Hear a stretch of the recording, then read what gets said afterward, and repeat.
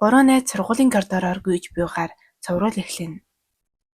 Булан эргэх үед хурдан гүйж байсан учир тэдний хамгийн урд гүйж байсан охин нэгэн хөвгүүнийг үнсэж орхино.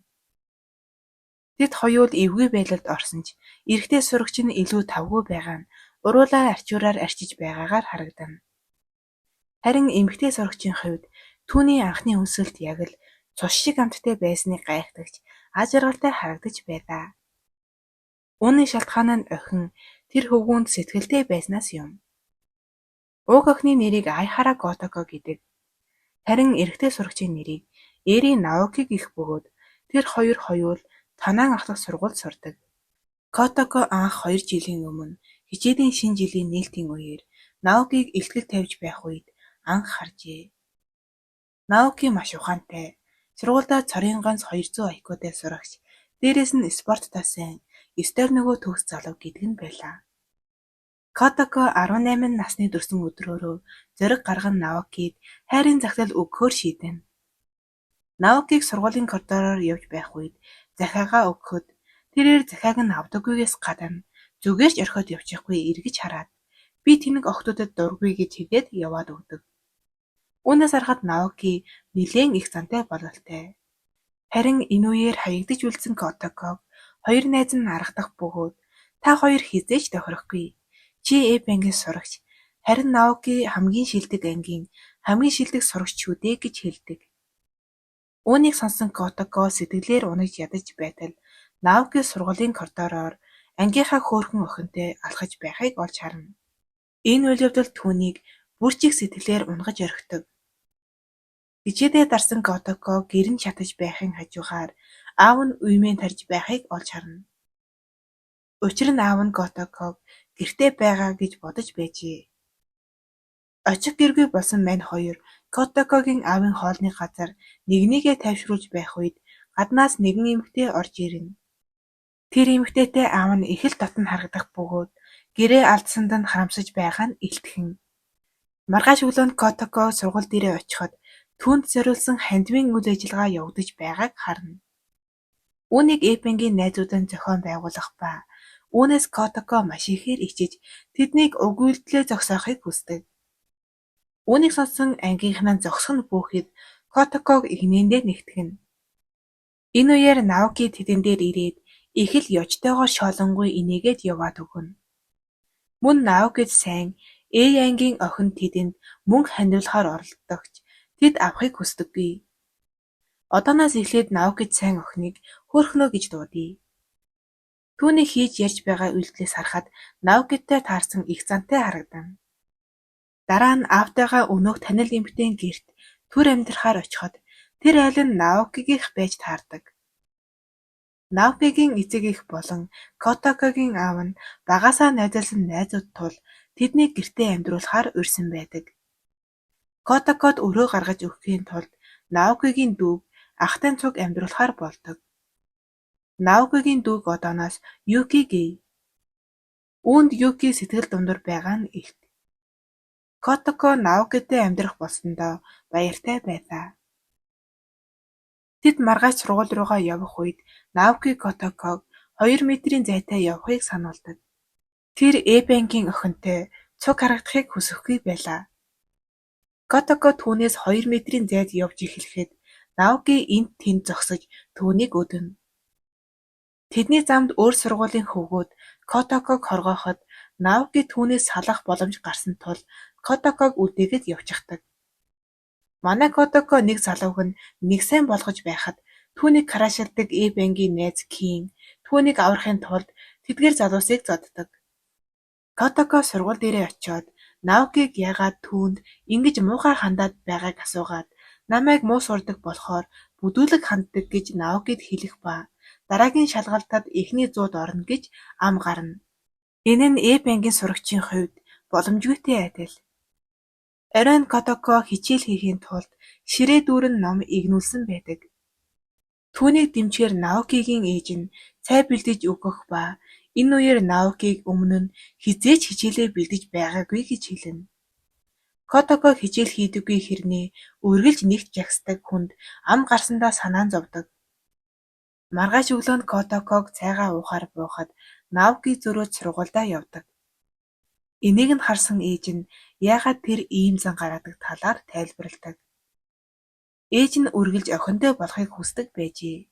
Тиймээс Наокиг баг байхад нь эмэгтэй хүүхдийн хувцас өмсүүлдэг байснаас үүдэж эмэгтэй хүнд дургүй болсон гэж боддог тухайгаа хэлдэг. Зургуудыг харсан Котоко ээжээс нь Наокигийн баг байх үеийнх нь зургуудыг авдаг. Сургууль дээр ангид Наоки орж ирээд Котоког гадаа уулзахыг хүсдэг. Энэ үед Кин Котоког харамлаж баахан юм болно. Наоки Котоког дуудсан шалтгаан нь ээж нь тэр хоёрын хоолыг солиод явуулсанд байлаа. Тэр хоёрыг уулзаж байхыг Котокогийн хоёр найз болон Кин нууцаар харж байдаг. Кин Котоког харамлаж байхад найзууд нь тэднийг холбоод сүйд болдог. Энэ үед Котоко Наокид өнөөх эмэгтэй хувцастай зургуудыг харуулад эх 7 хоногт болох шалгалтад тусал хэмээн сүрдүүлдэг. Наоки эхэндээ их зан гаргаж татгалзаж байсан ч яахаараагүй шалгалтанд нь туслахаар болно. Оройн шууд бэлгэлдээ орох ба тэдний эцэг эхэн тэр хоёрыг хараад бараг л хооронд нь гэрлүүлэх шахна. Котоко бүхэн шүнжэнгөө хоёрхан бодлого бодсонд Наоки түүнд уул шиг их даалгавар өгчхөөд явдаг. Котоко өөрийнхөө бүх хүчийг дайчлана гэж өөртөө амладагч нойрон хүрснээс болж унтаад өгнө. Дараагийн өдрөөс авахуулаад Котоко гэгээрч сургууль явах зам хоол идэж байхдаа ч хичээдээ тасралтгүй хийдэг. Энэ хичээл зүтгэлийг нь ангийнхан болон Наоки маш ихээр үнэлнэ. Наоки Котоко хоёр орой болтол хичээлээ хийгээд нэгнийгээ дэрлээд унтаж байхад Наокигийн ээж тэдний зургийг нууцаар дарна. Одооноос Наокигийн ээжийг хатагтай Эри гэж дуудъя. Котоко үргэлжлүүлэн хичээлээ хийсээр байх ба шалгалт өгөх өдөр ч боллоо. Шалгалт болох өдрийн өглөө хатагтай Эри Котокод азийн сахиус өгөөд нээж үзэж болохгүй гэж сануулдаг. Сургууль дээрээ очиход Наокитэй таарах ба тэр шалгалтанд нь амжилт хүсдэг. Котоко үүнд ихэд урамшиж байгаа нь инээмсэглэлээс нь харагдана. Шалгалтаа өгчхөд Котоко өөрийгөө гарцаагүй өмнөхөөсөө өндөр оноо авсан гэж дүгнэнэ. Хэрвээ эхний 100-д орохгүй бол ангийн охтууд шоолох болно гэж найзууд нь түүнд сануулдаг. Өөрийнхөө оноогч хардаггүй Наоки энэ өдөр Котокогийн дүнг харахаар дүнгийн самбарын өмнө ирсэн байлаа. Котоко ч мөн өөрийнхөө дүнг харалгүй Наокиг 1-р байранд орсныг хараад баярлдаг. Хүмүүс ихэндээ Наокиг өөрийнхөө дүнг харахаар ирсэн гэж бодсон ч Котокогийн дүнг харахаар ирсэнг ойлгодог. Гэвч Котоко эхний 100-д багтаагүй байлаа. Хөөрхнөө ирээд түүнийг төгс оноогоор нэгт орсонд баяр хүргэнэ. Энэ үед дүнгээ харсан Котоко хичээл зүтгэлийг нь талаар болгосонд Наокигоос уучлалт хүсдэгч Наоки түүнийг орхиод явчихдаг. Котоко гунигтайгаар анги руугаа явж байгаад хатагтай Эригийн өгсөн сахиусыг гээжигдэг. Багш нарын өрөөнд маргаан болж байлаа. Үнэн дээр Котоко яг 100 дугаар байранд орсон ч захирал нь түүнийг ангийнх тул хуулсан гэж бодоод самбар дээр түүний нэрийг бичээгүй байжээ. Энэ үйл явдлыг лабораторийн түлхүүр өгөхөөр ирсэн Наоки сонсдог. Ангидаа сууж байсан Котокод ангийн багш нь 100 дугаар байранд орж чадсныг нь бахархалтайгаар зарлахад ангийнх нь түүнээр маш ихээр бахархдаг. Гэвч энэ нь Котокод үн цэнгүй санагдана. Учир нь Котоко Наокитой цуг дүнгийн самбар дээр нэрээ бичүүлэхийг хүссэн юм. Түүний гунигтай байхыг харсан Кин багшаасаа яагаад Котокогийн дүнг зөв бичээгүй талаар асуудаг. Сургуулийн зүлгэн дээр суух Котоко дээр Наоки ирээд өөрийг нь эхний 100-д орсныг нь мэдэж байгааг хэлээд охин шиг хувцалсан зургаа аваад явдаг. Энэ нь Котоког маш ихээр баярлуулдаг. Котоког ангидаа орж ирэхэд нь найзууд нь түүнийг нэг газар руу дагуулж явах бөгөөд тэр газар сургуулийн зарлалын самбар байлаа. Түүний гээсэн сахиусан дотор Наоки тэр хоёрын тэврэлдэж буй зураг байсан ба энэ зургийг хүн олоод түмэн түгээсэн байдаг.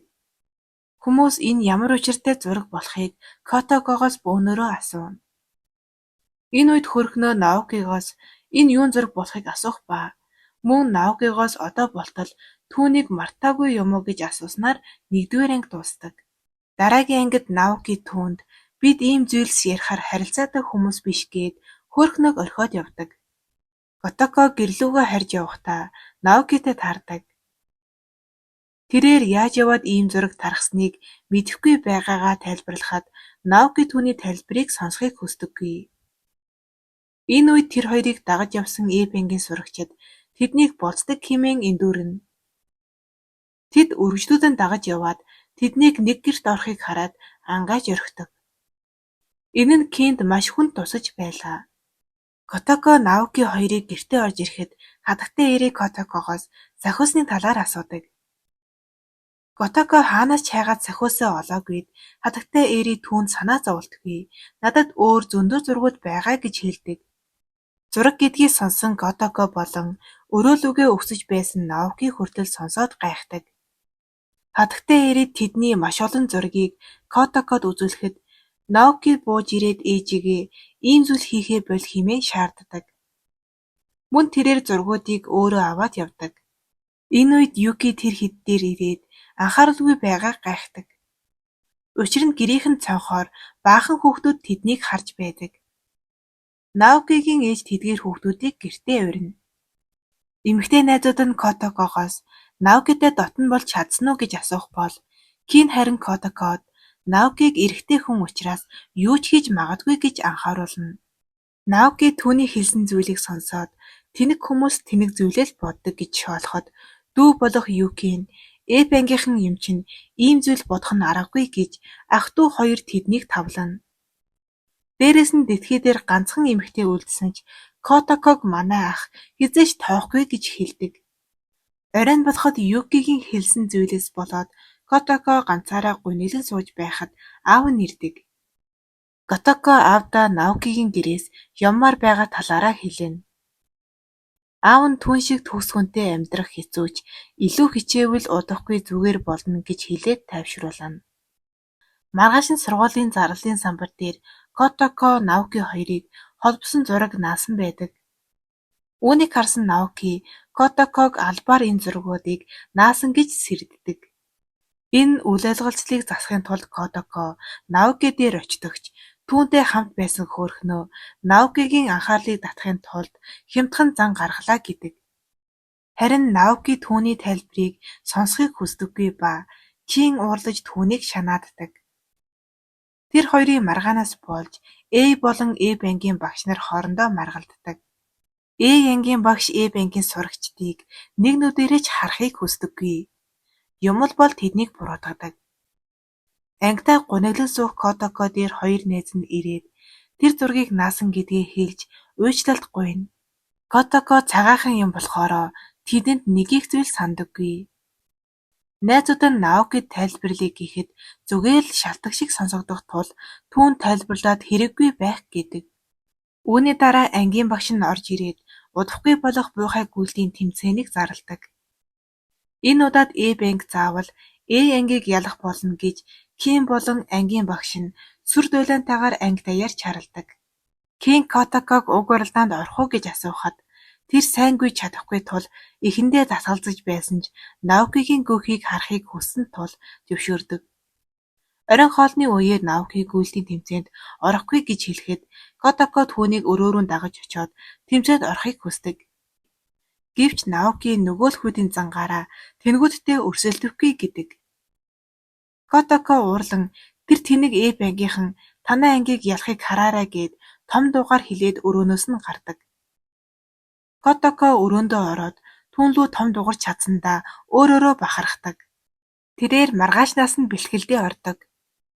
Гэвч хөгшин хүмүүс хүртэл түүнээс хурдан гүйж байдаг. Сургуулийн гүйлтийн зам, гэртээ харих зам гээд гүйж болох бүхий л замаар бэлтгэлээ хийдэг. Хөлсөндөө живсэн түүнийг гэртээ орж ирэхэд Наоки түүн рүү альчуур шидээд хөлсний үнэр үнэртэж байна гэж хэлээд яваад өгдөг. Хатагтай эри түүн дээр ирээд Наоки чамд альчуур өгсөн нь чамайг хатгаа авчих вэ гэж санаа зовсон болохоор гэж хэлдэг. Котокогийн хичээл зүтгэлийг үнэлэн Наокигийн аав нь түүнийг дасгалжуулахаар болдог. Ноён эри бол их сургуулийн шилдэг гүйгч байсан юм. Орой Наокигийн эцэг эх болон ноён ай хараанаар Котоког гүйлтийн зам дээр дасгалжуулдаг. Тэдний энэ бэлтгэлийг харсан Юки болон Наоки нарт дуухгүй байдал үүсдэг. Маргааш нь Котоког сургууль дээрээ бэлтгэлээ хийхийг харсан Наоки түүнийг нууцаар ажиглана. Сургуулийн коридорт Котоко Наокитэй таардаг. Тэр Наокиг нэг анги руу оруулаад уралдаанд оролцохыг гуйдаг. Котоко түүнийг Эпингд ялагдахаас айж байгаа болохоор гүйхгүй байгаа. Хэрвээ айхгүй байгаа бол уралд гэж их зан дээр нь дөрөөлөн түүнийг уралдаанд оруулахаар болдог. Гэхдээ нэг болзолтой. Тэр нь хэрвээ Эпинг Янгийг ялж чадахгүй бол Котоко түүний гэрээс явах байлаа. Үүнийг сонсон Котоко сандарч байсан ч бэлтгэлээ гаргуу хийж өнөөх хоёр хөгшнийг гүйцэтгэх болсон байлаа. Гэр бүлийн хоолны үеэр хатагтай Эри Наоки Котокотой адил бэлтгэл хийхгүй юм уу гэхэд Котоко түүнийг бэлтгэл хийхгүй байсан ч шилдэг хэвээрээ гэж магтана. Үүнийг сонссон Наоки Котокогийн хэлсэн үгтээ санал нийлэн толгоогоо дохидог. Эцэг эхчүүд тэднийг дэмжихээр гүйлтийн тэмцээн дээр очино гэж амлахад Юки бүгдийг нь хүүхэд шиг зан гаргаж байна гэж хэлээд хичээлдээ явахаар босдог. Котоко гүйлтийн бэлтгэлээ хийж яваад Юкитэй таардаг. Энэ үеэр дугуйтай явж байсан хүн Юкиг дугуйгаараа мөргөх гэж байхад Котоко түүнийг хамгаалахад хөлөн дээр нь дугуйгаараа гараад явчихдаг. Уралдааны өдөр болоход хөөрхнөө Ангийнхан дээр ирээд шарыг нь малтаад яваад өгдөг. Харин ангийнхан нь Наокиг яагаад иймэрхүү тэмцээнд орж цагаа үрж байгааг гайхдаг. Котокогийн хөл нь өвдөж байсан ч ангийнхандаа зүгээр гэж хэлээд уралдахаар болдог. Кин Котокод амжилт хүсэж түүнд наалтахад Наоки энэ дүр зургийг хараад тавгийцдэг. Буйхаа гүйлтийн дүрм ёсоор гүйж би хүүхдүүд чэжээрээ давуу ороосон байх ба энэ давуугаар нөгөө сурагчдаа дамжуулан гүйдэг. Уралдаан ихэдгээд Котоко сайн гүйж байсан ч хөл нь өвдөж эхэлдэг. Уралдааны бариан дээр хүлээж байсан Наоки дээр хөөрхнөө ирээд их сургуульд орох тест болон сагсан бөмбөгийн багт орох чухал үед яагаад ийм тэнэг тэмцээнд орж байгааг асуудаг. Котоко гүйхийг харахаар ирсэн гэр бүл нь яагаад ингэж удаж байгааг гайхаж байлаа. Энэ үед өөрийг нь аврахын тулд хөлөө гэмтээсэн Котокод санаа зовсон Юки аавд нь юу болсныг нь хэлдэг. Котоко бууж өгөхийг хүссэн ч Наокиг бодон урам зориг авч гүйлдээ үргэлжлүүлсээр. Гүйсээр байгаад бараг л унах гэж байхад аав нь түүн дээр ирээд ийм хөлтөө үргэлжлүүлж болохгүй гэж хэлдэг. Гэсэн ч тэр үргэлжлүүлсээр бариан дээр ирдэг. Бариан дээр ирээд даавууга Кинд биш Наокид өгөх гэж оролдоно. Учир нь энэ тэмцээнд орох шалтгаан нь Наокитай хамт гүйх байсан билээ. Наоки яагаад түүнд даавуу өгөх гээд байгааг нь асуухад Котоко сая л нэг ухаан орж Кинд даавуугаа өгдөг. Кинд даавуугаа аваад гүйсний дараа Наоки Котокогоос яагаад ийм хөлтөө байж гүйснийг нь гайхахад Котоко ямар сонголтгүй болохоор гүйсэн талаараа мөн тохиролцоогоо мартахгүй байхыг хүсдэг. Үүний дараа Наоки даавуу дамжуулах охин ирж тэр уралдаанаа эхлүүлдэг. Кин эхэлж гүйсэн болохоор төрүүлж байсан ч Наоки маань угийн шилдэг юм болохоор түүнийг гүйцэдэг. Котоко түүний гүйлтийг харахаар барай руу алхсан ч хөл нь өвдөж байсан тул тэдний уралдааныг харж чаддаггүй. Гэртээ харих замдаа Котоко Наокитай тааран хамт алхацгаадаг. Котоко түүнд баяр хүргэж өөрийгөө түүнтэй өрсөлдөх хэмжээний хүн биш юм байна гэж хэлээд явах гэж байгаад ухаан алдаж ундаг. Түүнийг барьж авахын тулд Наоки тохоогоороо газар тулан унана. Котоког сэрэхэд Наоки түүнийг үрж явахыг хараад магнаагаа хагартал баярладаг. Сая болж өнгөрсөн бүх зүйлийг хөөрхнөө харж байсан байдаг. Оройн Котоко мөрөндөө ялагдсан тул Наокигийн гэрээс явах гэж байлаа. Гэтэл Наоки түүний хичээл зүтгэлийг үнэлж байгаа болохоор гэрт нь үлдхийг зөвшөөрдөг. Түүний энэ сайхан сэтгэлд Котоко маш ихээр баярлаж байлаа. Өрөөнд ороход Юки ширээгээ дэрлээд унтаж байх ба Наоки түүнийг оронд нь хэвтүүлэхээр өргөхөд тэр өөрийнхөө дохойг гэмтсэнийг олж мэддэг. Маргааш нь Котоко сургуулийн коридороор дуу аялан явж байхад хөөрхнөө ирээд алгадаад авдаг ба Котокогоос болж Наоки ахлах сургуулийн сагсан бөмбөгийн сүүлийн тоглолтондоо орж чадахгүй боллоо гэж буруутгадаг. Нөгөө талд ангийн багш ангийн багшийг хүртэл загнаж байлаа. Котоко өөрөөс нь болж Наоки гэмтсэнийг мэдээд ихэд хямардаг. Уг үйл явдлаар хоёрдугаар анги дуусна.